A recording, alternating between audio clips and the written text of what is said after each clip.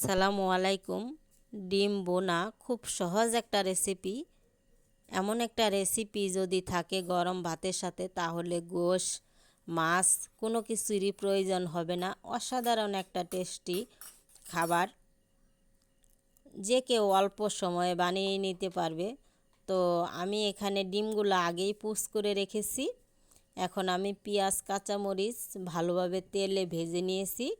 আর এটাকে আমি অল্প একটু পানি দিয়েছি। এখন পরিমাণ মতন দিয়ে দিব লবণ, দিয়ে দিব হলুদের গুঁড়ো, আর দিয়ে দিব জিরা, ধনিয়া, এলাচ, দারচিনি, জয়ত্রী, জয়ফল এগুলার একটু গুঁড়া।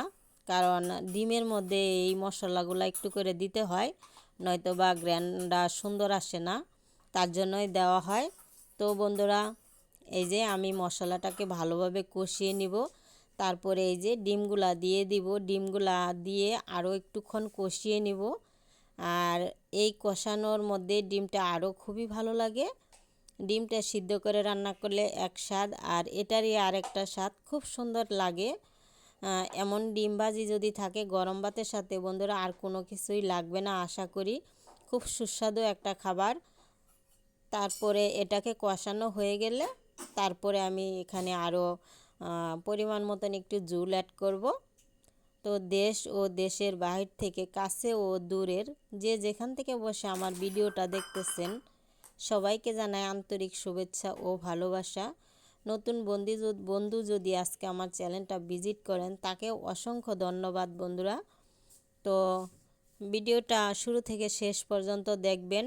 আর যদি ভালো লাগে বন্ধু হয়ে সাথে থাকতে পারেন, আর লাইক করবেন, কমেন্ট করবেন। যদি ভালো লাগে বন্ধু বান্ধবের সাথে শেয়ার করবেন। আমি যার ভিডিওটাই দেখি পুরাটা দেখার চেষ্টা করি। আর বন্ধুরা, লাইক তো অবশ্যই করি, কমেন্টও করে আসি। তো অনেক বন্ধুরা শুধু ভিডিওটা দেখে চলে যায়, অল্প একটু দেখে, আর কমেন্টও করে না, আর লাইকও দেয় না, জানি না কেন। তো দেওয়ার চেষ্টা করবেন প্লিজ। আপনাদের একটা লাইক, একটা কমেন্ট আমাকে অনেক দূর নিয়ে যেতে সাহায্য করবে।